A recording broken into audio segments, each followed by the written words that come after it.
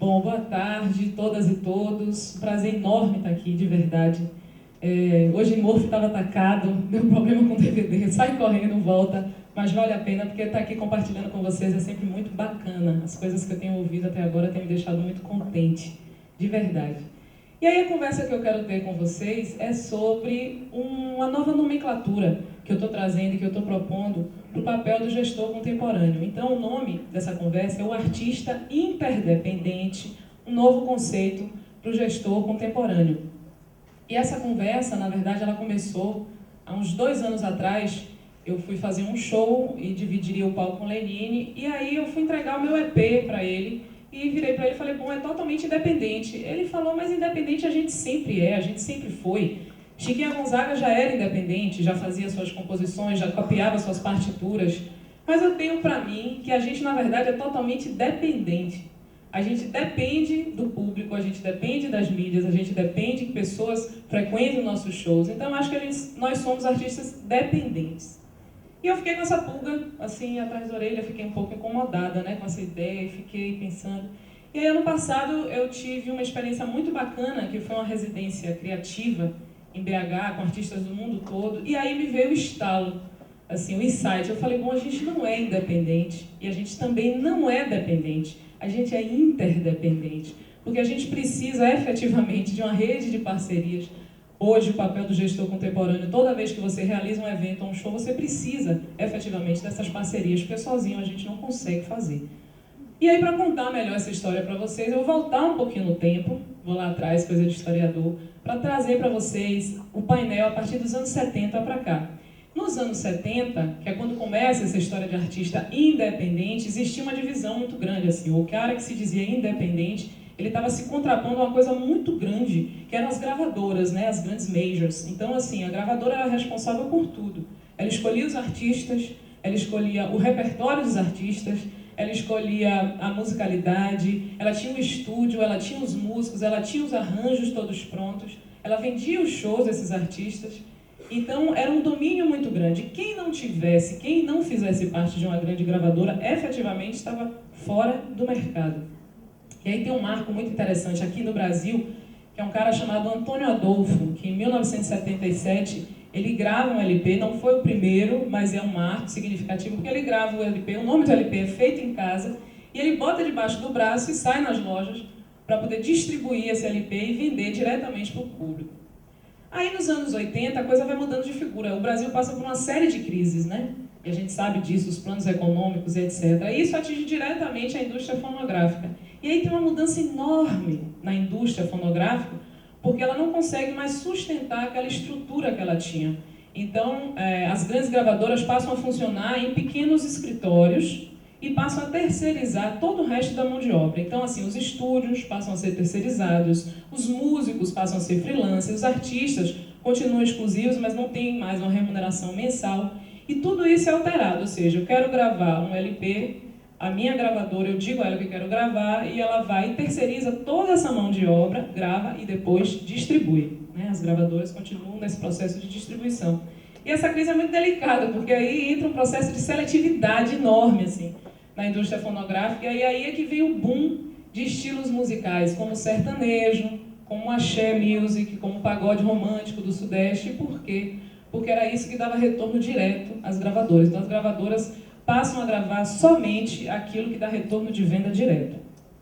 E aí adentram os anos 90, e nos anos 90 a gente tem uma influência muito grande da música pop mundial. E essa música pop mundial, ela chega no Brasil e ela é lida de diversas formas. A gente tem uma profusão de vários compositores, de vários grupos que estão fazendo uma música totalmente diferenciada do que era feito antes. E muito interessante. É uma década muito explosiva no Brasil.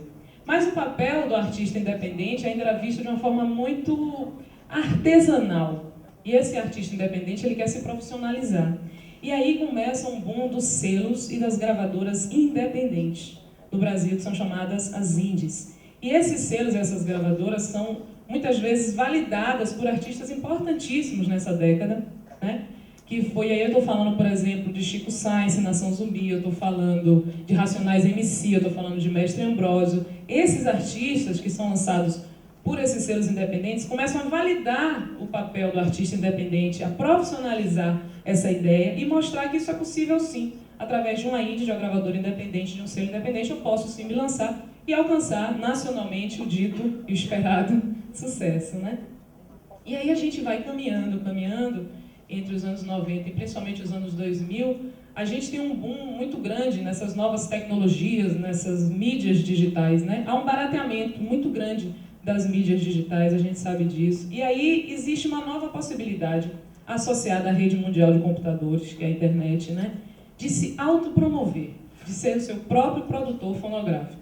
Então as pessoas conseguem comprar todo o aparato técnico e possibilitar a gravação em casa de um CD e passam a disponibilizar esse CD através da internet, né? Então os anos 90 começam com essa história, os anos 2000 principalmente para cá, há um boom dessa quantidade de artistas que se lançam na internet diariamente, e hoje a gente tem acesso a isso através do YouTube, que o diga. E aí nesse momento eu queria fazer um parêntese, porque na minha cabeça nem tudo que é lançado, nem todo artista que tem um CD que se lança na internet é sinônimo de qualidade musical. É sempre bom a gente perceber isso, porque existem etapas dentro da formação artística mesmo, e o aprofundamento da arte, o lapidar dessa arte, ela é fundamental. Então nem sempre o que se vê na internet é sinônimo de qualidade, é sempre bom reafirmar essas coisas. E aí essa quantidade de artistas, essa quantidade de musicalidades que vai sendo escoada e que vai sendo produzida no Brasil e que vai chegando às pessoas através da internet, ela não consegue ainda alcançar os grandes meios massivos de comunicação. Essa galera que está fazendo música, inclusive hoje, isso é um problema do artista atual, você não consegue muitas vezes atingir as grandes mídias, a grande massa, você não tem acesso, por exemplo, à dificuldade de ter uma música tocada na rádio, de estar nos grandes meios televisivos, nos grandes jornais. E toda essa dificuldade vai trazendo um novo formato de mostragem. Todo esse trabalho precisa ser mostrado, então são criados novos formatos de mostragem desse trabalho, né? E aí tem dois projetos que eu acho super interessantes, que eu vou citar para vocês, vale a pena entrar na internet, eu acho que boa parte de vocês devem conhecer, que é o Conexão Vivo e a Rede Fora do Eixo. O Conexão Vivo é um projeto que começa em 2005 e eles começam através de fazer um link com as pessoas através do ambiente virtual. Ou seja, dentro do ambiente virtual da página do Conexão Vivo, você tem lá, você pode abrir sua página, você é artista, músico, pode ir lá colocar suas músicas também, e isso disponibiliza essa informação mundialmente, né? E também tem os encontros, o Conexão Vivo é muito bacana porque ele promove efetivamente e fomenta a arte através de espaços nem sempre usuais. Aqui em Salvador mesmo, é lá na Praça da Pituba, é um lugar que a gente não usa para música, e eles pegam espaços que são, em geral, desocupados e transformam aquilo num palco com artistas do mundo inteiro. É muito interessante a forma de fazer música no Conexão Vivo. E a Rede Fora do Eixo, que foi uma galera que é do centro-oeste, do norte e do sul, que se juntaram porque eles diziam que estavam fora do eixo comercial, musical do Brasil, que é o Sudeste, né? Até hoje ainda é. E aí eles se juntaram e fizeram essa rede, essa associação, que é bem legal. Inclusive tem uma moeda dentro do Fora do Eixo chamada Cubo Card, e essa moeda é uma moeda de troca de serviços, que vale a pena vocês darem uma olhada lá e darem uma acessada. E aí tudo isso que eu venho descrevendo aqui para vocês, na verdade, me faz pensar e perceber que quando a gente se propõe a fazer um show, fazer um espetáculo, etc. e tal, em nenhum momento a gente age de forma independente. Muito pelo contrário. Daí a minha proposta de uma nova nomenclatura para esse gestor contemporâneo, que é o de artista interdependente.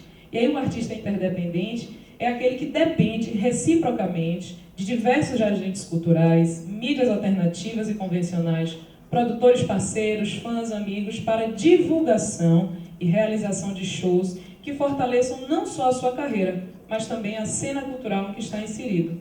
Então a ideia de fortalecimento de uma cena local a partir das parcerias que eu consigo fazer, que eu consigo tecer em rede, né? Então a gente tem um exemplo muito claro lá no Mangue Beach, né? Com o pessoal de Chico Science, etc. A saída, o fortalecimento daquela cena cultural de Pernambuco, a saída de Chico Science para se tornar um ícone nacional, e como isso credibiliza quem está do lado de fora. Quer dizer, toda vez que você pensa na música pernambucana, você pensa em algo qualitativo. Isso efetivamente veio depois de Chico Science e do fortalecimento mesmo dessa cena local. o que é muito interessante, e no caso de Salvador, que a gente pensa em fortalecer a cena local. Isso traz como consequência o fortalecimento e o crescimento individual dos artistas que fazem parte dessa cena, né? Bom, ser interdependente, na verdade, é mais que uma nomenclatura, é uma postura política do fazer artístico, promovendo também outros artistas, retroalimentando essa rede de parcerias a fim de fortalecer a cena local. Ou seja, se toda vez que eu realizo um show eu aciono a minha rede de parcerias, sejam eles através de produtores, de mídias sociais, dos meus fãs, que compartilham aquela informação no Facebook e em outras mídias sociais, e essa rede é acionada, eu também tenho um comprometimento meu, enquanto artista interdependente, de compartilhar, de divulgar outros artistas que eu acho que são interessantes e estão chegando nessa cena baiana dita alternativa, né? É também, ser interdependente é também uma postura híbrida de atuação. Ou seja, a intenção é sempre somar parcerias, sonoridades, gêneros musicais, compositores de gerações diferentes, criando novos sons e estéticas musicais e abrindo novas fatias dentro do mercado fonográfico. Ou seja, se eu agrego dentro do meu show outros artistas que falam de uma outra linguagem sonora, o público que for para aquele show, ele não vai encontrar somente o show dessa artista, de Juliana Ribeiro, ele vai encontrar um show com uma sonoridade outra, que eu, com certeza, sozinha, não conseguiria fazer. Então isso é muito bacana, porque isso cria uma nova estética sonora, isso surpreende o público, isso abre, com certeza, uma nova fatia de mercado, porque a gente está trazendo algo novo e que só pode ser construído de maneira coletiva, de forma parceira. Bom, então assim o que a gente está propondo aqui é, na verdade, um alargamento dessa nomenclatura de independente a partir da constatação de uma prática cotidiana do artista contemporâneo, que aciona sua rede de parcerias, agregando novos agentes culturais sempre que realiza um show. Ou seja, o que eu estou colocando aqui é que a nomenclatura de independente, ao meu ver, ela é limitante no sentido da prática cotidiana de um artista atual que se propõe interdependente, porque essa é a nossa prática, ou seja, vou fazer o show, automaticamente eu vou disparar o meu mailing, automaticamente eu vou ligar para A, B e C, que são parceiros, vou falar, divulga para mim, por favor. Ah, divulgo, tudo bem. Como é que eu consigo alcançar as mídias? Uma coisa muito bacana são as mídias sociais e a internet, hoje, para o artista interdependente, porque o que eu percebo é que quando a gente consegue alcançar um grande número de pessoas e compartilhamentos dentro da rede, a gente alcança a mídia lá, a mídia grande, a mídia forte, que ela se sente, de certa forma, incomodada. Essa informação ela chega lá e a mídia se vê, os grandes jornais, as grandes TVs, se veem obrigadas a divulgar o artista e aquele evento. Isso é muito bacana porque isso é a força do coletivo, né? E que sozinha, com certeza, eu não conseguiria fazer isso, eu não conseguiria alcançar esse número de fãs, de público e de pessoas, e tocar essas pessoas. Então, a força da interdependência nesse sentido. Então é isso que eu quero mostrar, que eu quero falar para vocês. O papel e a postura, na verdade, na atualidade, que é uma postura interdependente, acho só que a gente não tem muita consciência disso, daí que veio a ideia da nomenclatura. Então, ser interdependente é pensar assim, de maneira dependente reciprocamente, ou seja, pensar em agregar novos parceiros, novas sonoridades, agentes culturais, produtores, fãs, amigos, como coprodutores, como co-realizadores do meu trabalho e assim fortalecer a cena local, musical e, consequentemente, a ascensão individual de cada artista, né? Isso é uma consequência muito positiva e muito orgânica que acontece. E aí tem um vídeo que eu quero mostrar para vocês. Esse vídeo deu um trabalho, mas ele vai valer muito a pena, eu tenho certeza, que resume tudo isso que eu estou falando. Essa semana, quando eu estava preparando essa palestra, eu me deparei com esse vídeo. É uma fundação chamada Playing for Change, né? Tocando, muitos aqui conhecem, né? Tocando para mudar, para transformar. O nome do projeto Songs Around the World, ou seja, sons ao redor do mundo.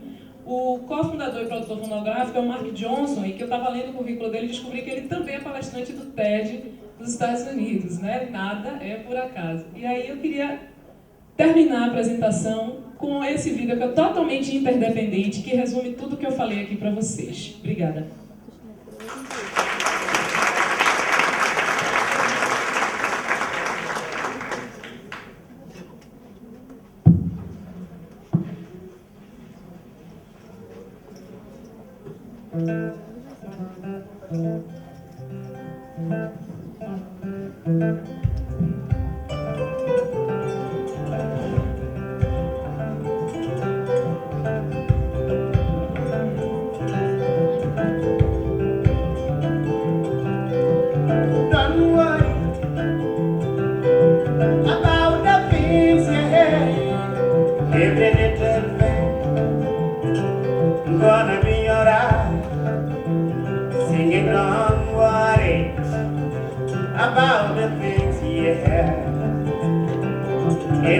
little band. I'm gonna be alright. You pick me now, and I'm gonna muda. Shalom tadi, and I'm also down. And you must fit some, for melody better now. Give me a, this is my message to you.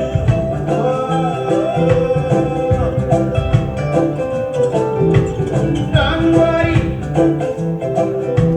about the things we hate. The little thing, I'm gonna be alright. Singing, don't worry about the things we hate. Give the little thing, I'm gonna be alright. Woke up this morning, smile with the rises, breathing outside my doorstep, singing sweet songs.